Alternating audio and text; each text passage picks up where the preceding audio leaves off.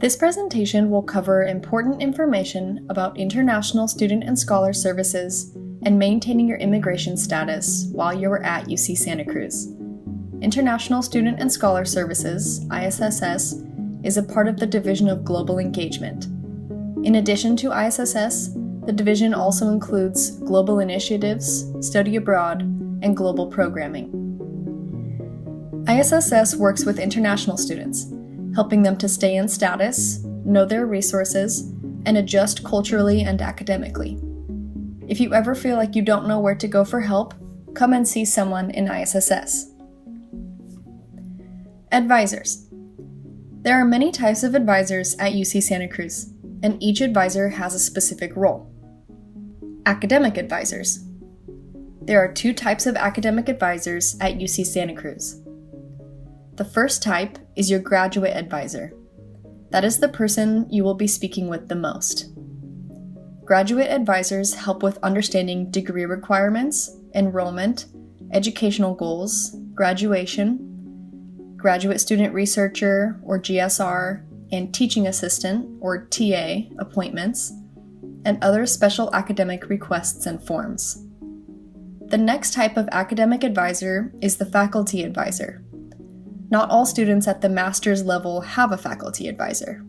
Faculty advisors guide your academic and research progress and goals, and help with understanding procedural matters such as exams, thesis submission, or master projects. They can also assist with educational opportunities within and related to your degree. International Student and Scholar Advisors. ISSS advisors work alongside your academic advisors. They want to help students succeed and help answer questions about F-1 and J-1 immigration status, travel, and employment. ISSS advisors are also here to talk about cultural and academic struggles. If you ever have a problem and do not know where to go for help, come and see someone in ISSS. Staying in status. As an international student, there are rules and regulations you need to be aware of. This is important for you to understand. It is your responsibility to make sure you are aware of the rules and follow them so you can remain in status in the US and at UC Santa Cruz. Enrollment. Full-time enrollment is 10 credits each quarter. You must be enrolled in at least 10 credits during each of the fall, winter, and spring quarters. You may take more, but you may not take fewer than 10 credits without approval from ISSS in the form of a reduced course load. If you are enrolled in fewer than 10 credits, you are not maintaining F-1 or J-1 status. Once PhD students advance to candidacy, only 5 credits are required to maintain full-time status. Reasons for taking fewer than 10 or 5 credits once you have advanced to candidacy include academic difficulties, medical reasons, and final term. Academic difficulties. This can only be used during your first quarter at UC Santa Cruz if you are struggling with the English language, reading requirements, unfamiliarity with US teaching methods, or improper course level placement. After the first quarter, these reasons cannot be approved. Medical reasons. If you are dealing with physical or mental health issues and are seeing a doctor or medical professional in the US, then you may be eligible to take fewer than 10 credits. We will need a note from your US doctor or the UCSC Health Center in order to approve this sort of request. Final term.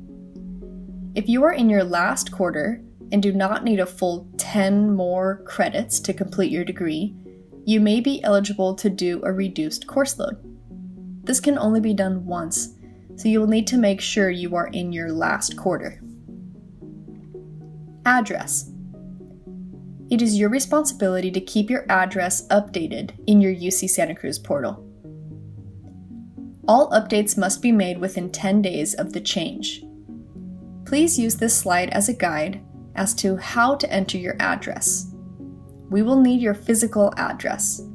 A post office box number or a general campus address is not acceptable. Health insurance. All students are required to have health insurance, either by the school or per government regulations, and the UC SHIP plan satisfies this requirement. If you have UC SHIP, you can use the health center for all your medical needs. Please direct all questions to the email listed or call the health center.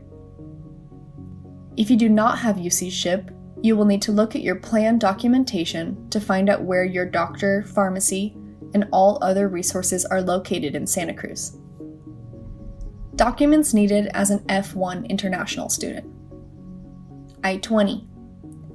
The I-20 is one of your most important documents as an F-1 student.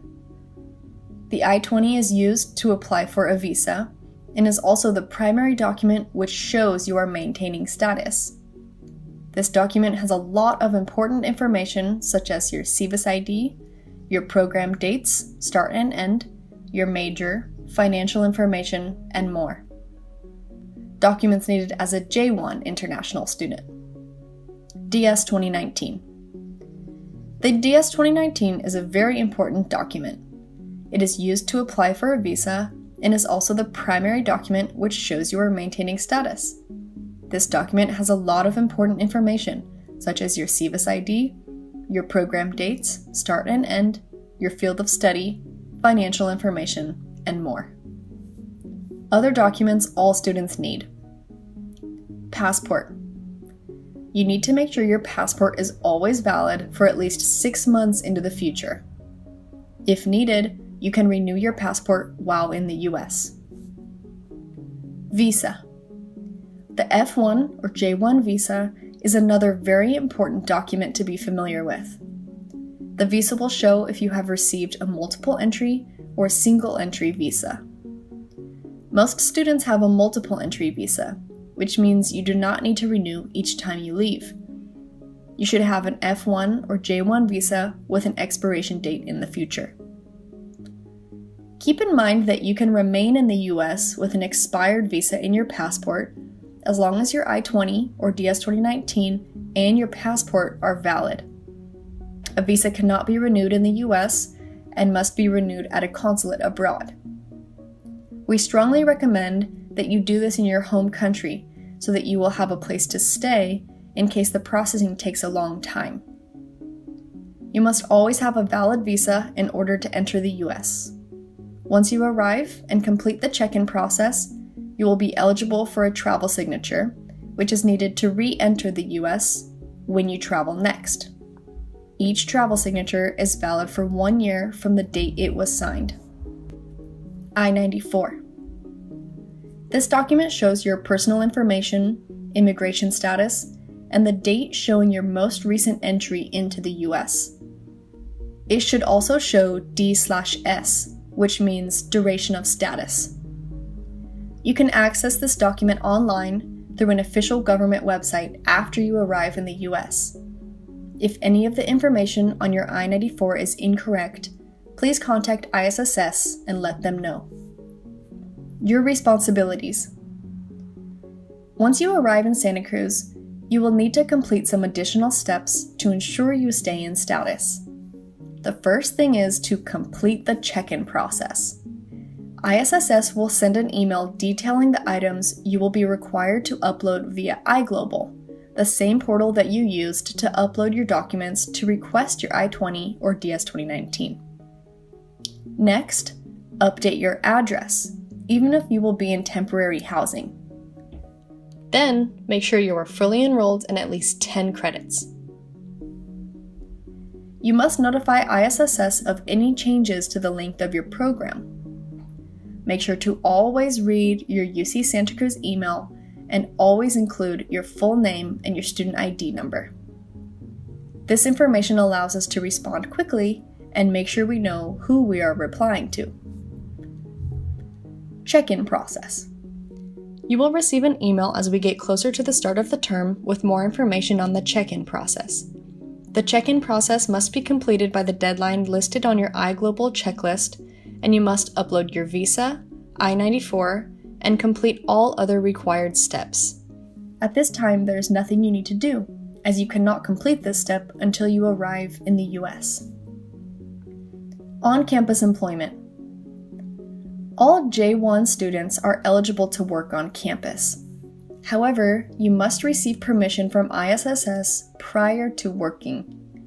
You will need to have a social security number in order to be paid. There are rules that you need to be aware of before beginning work. For example, you must complete and turn in the on-campus employment form prior to working. You cannot work more than 20 hours per week while school is in session, and you cannot work past the end date on your DS 2019.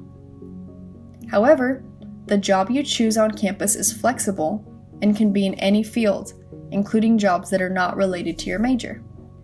All F-1 students are eligible to work on campus. You will need a social security number in order to be paid. There are rules that you need to be aware of before beginning work. For example, you cannot work more than 20 hours per week while school is in session, and you cannot work past the end date on your I-20. However, the job you choose on campus is flexible and can be in any field, including jobs that are not related to your major. Applying for a Social Security number, or SSN. You are only eligible for a Social Security number once you have an offer of employment. Before you apply, make sure that you have been in the US for at least 10 days, completed the check-in process, and that you've had your SEVIS record registered or validated. You can read more about the steps to get a Social Security number on the ISSS website. Applying for an Individual Taxpayer Identification Number, or ITIN. An ITIN is a tax processing number issued by the Internal Revenue Service, or IRS, for people who are not eligible for a Social Security number. It is used by those who are required to file U.S. income tax returns for certain student scholarships, fellowships, grants, and/or stipends, but do not have bona fide, real employment. Before you apply, make sure that you have been in the U.S. for at least 10 days, have completed the check-in process, and that you have had your SEVIS record registered or validated for at least 48 hours. You can read more about the steps to get an ITIN on the ISSS website. Off-campus employment for F-1 students. As an F-1 student, you are not eligible for off-campus employment unless authorized by ISSS.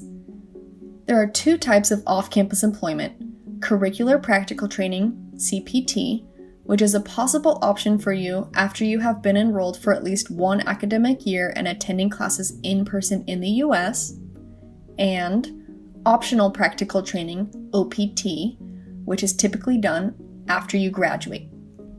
Curricular practical training, or CPT. CPT is an option for you while you are a student here at UC Santa Cruz. CPT must be approved by ISSS prior to starting the internship and must either be required by your program or considered integral or important to your studies. If an internship is not required by your program, you will be required to be enrolled in an independent study, field study, or research class while you are doing CPT. CPT can be either paid or unpaid, but must be directly related to your field of study and cannot be more than 20 hours a week while school is in session. Learn more about CPT on our website or meet with an ISSS advisor once you are here. Optional practical training, or OPT. OPT is typically done after you receive your degree. You must attend a workshop prior to being eligible to apply. Employment on OPT must be directly related to your field of study and can be paid or unpaid. You will learn all you need to know when you attend the mandatory OPT workshop. The big thing to remember is no off-campus employment is allowed without prior authorization. If you are found to be working off-campus without permission, you could be in violation of your status and will have to leave the US. Off-campus employment for J-1 students. As a J-1 student, you are not eligible for off-campus employment unless authorized by ISSS. Off-campus employment for J-1 students is called academic training and can be done during or after you complete your program. Academic training, also referred to as AT, is an option for you while you are a student here at UC Santa Cruz. Academic training must be approved by ISSS prior to starting and must be directly related to your field of study listed on your UC Santa Cruz DS 2019. Academic training can be paid or unpaid. During the academic year, you cannot work more than 20 hours per week. If you are doing academic training after your program end date, you can work as much as you like for the duration of approval. In order to apply, you will need to already have a job offer and be aware that you cannot do academic training for any longer than the length of your program. For example, if you are here for the academic year, you are eligible to do 9 months of academic training. If you are only here for 1 quarter or 3 months, then you are eligible for 3 months of academic training. The big thing to remember is no off-campus employment is allowed without prior authorization. If you are found to be working off-campus without permission, you could be in violation of your status and may be required to leave the U.S. Travel. When entering the U.S. for the first time, you will need to make sure you have a valid I-20 or DS 2019, visa, and passport that is good for at least 6 months into the future. We will talk more about traveling at the orientation once you arrive. After your program for F-1 students. At the end of your program, you are allowed to remain in the U.S. for a 60-day grace period. During this time, you cannot work or study. Once you leave the U.S., you cannot return in F-1 status. If you apply to do OPT, the 60-day grace period does not apply. After your program for J-1 students. At the end of your program, you will be allowed to remain in the U.S. for a 30-day grace period. During this time, you cannot work or study. Once you leave the U.S., you cannot return in J-1 status.